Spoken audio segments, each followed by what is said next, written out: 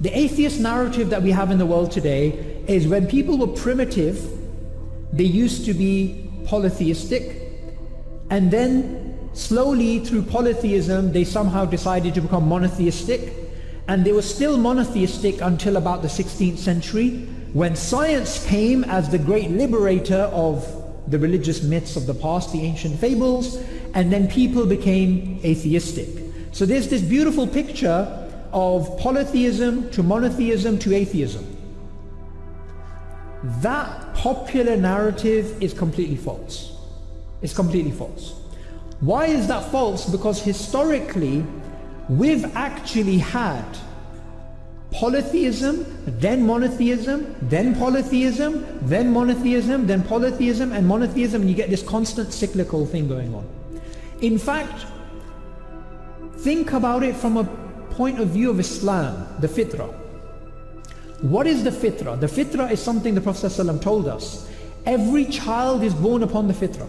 Every child is born upon the natural inclination to go towards a creator. Now that doesn't mean that that child knows Islam. Islam is different to fitra.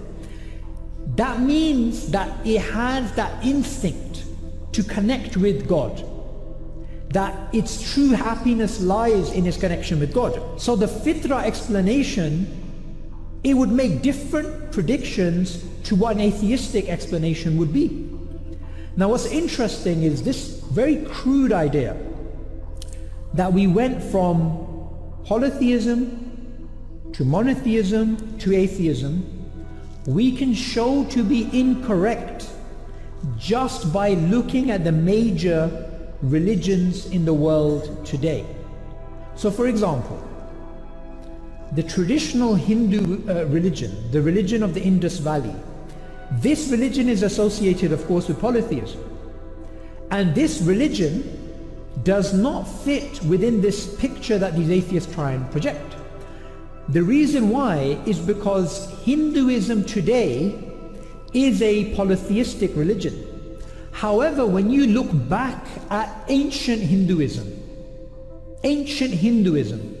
you find that in the books, the holy books of Hindus, it mentions the existence of God and the nature of God in a way that is very similar to the monotheistic Abrahamic conception of God. For example, it says there is but one God. It says do not make an image of God, do not make idols. So the traditional religion of India was monotheistic, and then over time they became polytheistic. Likewise, next door in Persia, we had the religion of Zoroastrianism, and we had in China the religion of Taoism, and in Latin America we had the religion of the Aztecs, the Mayans and the Incas. However, all of these ancient religions, when you go back and look at their history, you will find a type of proto-monotheism or something very close to Abrahamic monotheism. I was in Latin America last year, and I was speaking to somebody from that region, and that indigenous person was telling me something very interesting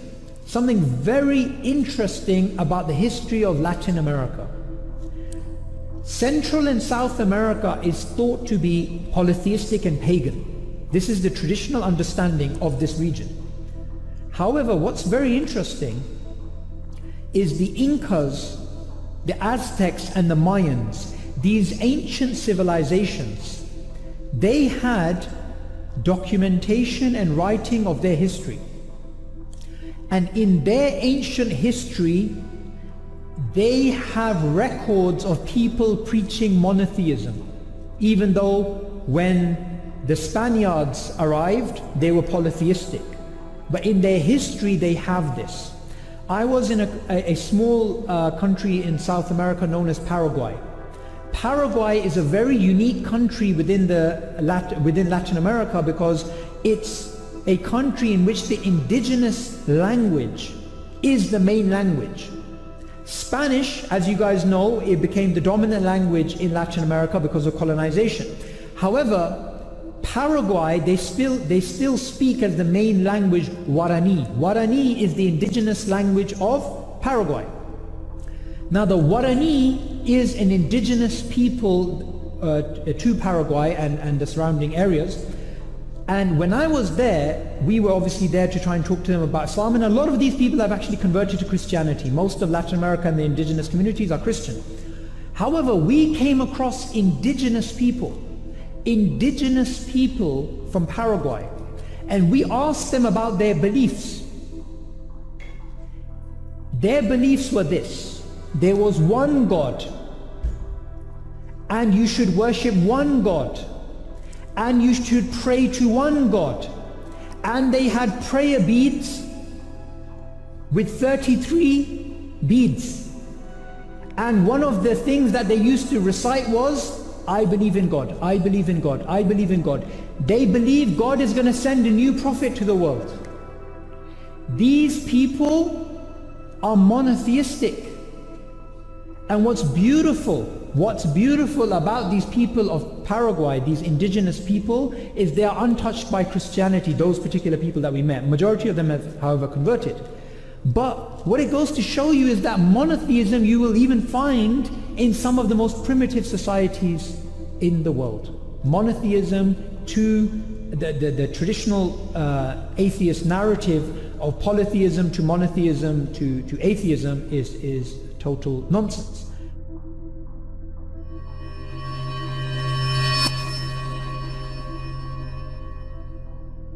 One of the factors that brought me away from atheism was the fact that there are commonalities among all the major religions, but not only the major ones. Some of the tribal religions from all parts of the earth have some aspects of Tawheed evident. Okay. Yeah, they have the Rububiyyah aspects and some other aspects. What's the Rububiyyah aspects for people who don't Knowledge of Allah's lordship, Him being the creator, the sustainer, the provider, the nurturer, the educator, giver of knowledge. Yes. Yeah. Now I got to thinking, these cultures, many of them were untouched. They're in the corners of Australia, the far corners of the Americas, they're in Burma, China, etc., etc. How did they all get the commonalities at times when they had absolutely no contact with each other whatsoever? So I was thinking this before I knew what Islam says on this. Wow. So I'm thinking there has to be something in this, there has to be. It's far too much of a stretch to believe they all got it wrong and got it wrong in the same way. Why are all of these different groups coming to the same conclusion separately? Yes, obviously they all differ in some other ways, but they have commonalities. Now, I then found out during my research of Islam that Allah Azza wa Jal has always been sending prophets and messengers to mankind, and also people carrying the messages of prophets and messengers, guides and warners, and da'is, people calling to Islam. Yes. They have been sent all over the globe, Yes. to every people. Now, at the time I started my research, I had some evidence for this, although it was scant. It wasn't much. But internally I felt there was more. Over a period of years again, I started to discover more and more and more. Up until about a year ago I would still say the evidence was scant. Now the evidence is mountainous that has been accumulated from this, for this. I'll tell you why, because in the middle of the 1800s up to the early 1900s, evolution started to come on the scene. Okay. And it started to come into academia first. Yes. So these guys didn't just propose the physical evolution of mankind. It was the evolution of his mental faculties. So when mankind was a dumb ape, his morals were on the same low level, his intellect was on the same low level, his religious understanding was on the same low level. They basically said, and this is not from evidence, this is all from theory, from dhann, speculation, that mankind started out as animist. Animist coming from the Latin word anima or animus, which means soul. This is how silly this is, but these are the foundations of these theories. They said because mankind couldn't understand dreaming, and death, because he could see when he's in the dreaming state. He has experiences when he's in the dreaming state, but he knew his body wasn't there. Okay. He was lying in bed, yeah, and he saw the people of his tribe die around him. So his body is still there as it was, but something has clearly left, because he's brown bread, he's dead, yeah.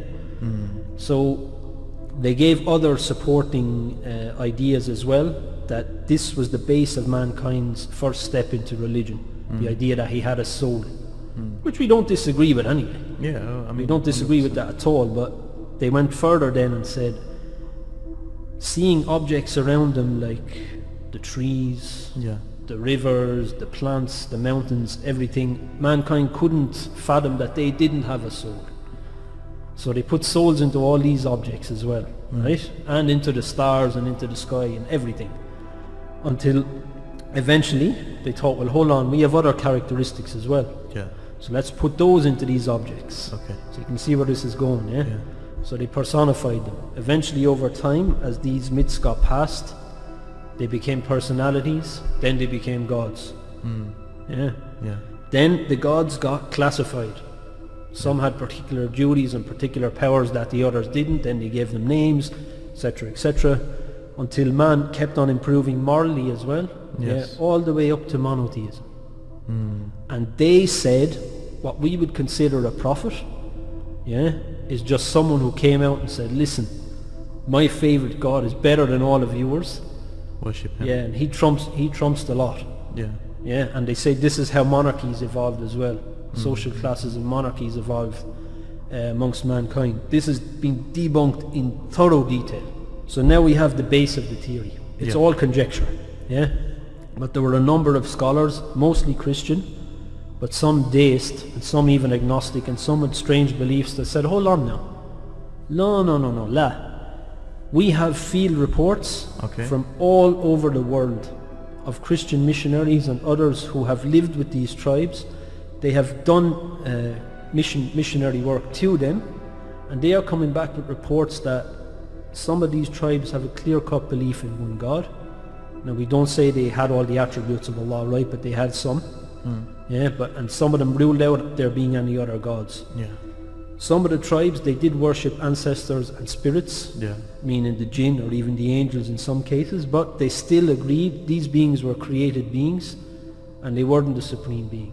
There is one above all who has just become remote from us. Trick of shaitan, God is far away from us. We can't go to him. We need intermediary.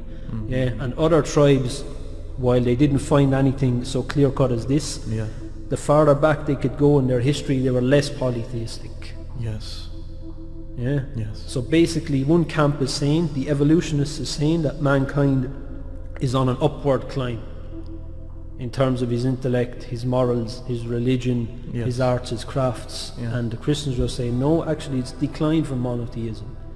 And all the evidence is there to support this. yes, There is one scholar who I will mention, his name is Wilhelm Schmidt. yeah, He was a German Catholic priest, and he went on one of the most extensive research projects ever known to one man. He wrote a 4,500 page book in German called The Origin of the Idea of God. And this is all about how the primary religion of mankind was monotheism. He takes reports from all over the world. amazing, Places it's most clear, I'll just mention a few of them, are ancient China. yes, We're talking about before anyone thinks, oh, they're Confucianist, they're Taoist. Yeah, they are. Before Confucianism, before Taoism, before Buddhism, they worshipped a god called Shangdi. Depending who translate that, it means God Most High, Emperor of Heaven, or He above the heavens. He was one, He was the Creator, He was eternal, He was the lawgiver, He answered prayer, so on and so forth. And they knew there was nothing like Him. And this is in their records. Christians have been using this as a da'wah method, by the way, for centuries, Yeah. successfully as well. So now another theory is that ancestor worship was the beginning of religion, but you can knock this out with simple logic. yes, You said they worshipped those people as gods, and they considered them gods. How can you do that if you don't already have the concept of a god? You cannot make your dead ancestor into a Yes. god. You have to have the concept of a god already, plus they were born and they died. yes, The Christians, look, credit where credit is due to the Christians and the agnostics who did all this hard work and hard research. They've built up piles of information, but they even had disagreement between the people on the same side, because they didn't have a clue how they got the knowledge of one God. Some said it's fitri, look, God placed it in their hearts. Some said it's logical, they simply worked it out. Some said no, they had a revelation, they must have. They couldn't have known otherwise. Some said they may have had a prophet, and some said that, like you said, descendants of Noah kept the message pure until they got to wherever they got in the world. But there's massive disagreement on this. Only Islam clears it up. All the systems of shirk, all the pathways to shirk are mentioned in the Quran. So Islam doesn't shy away from these things, it just explains them for you. Yes.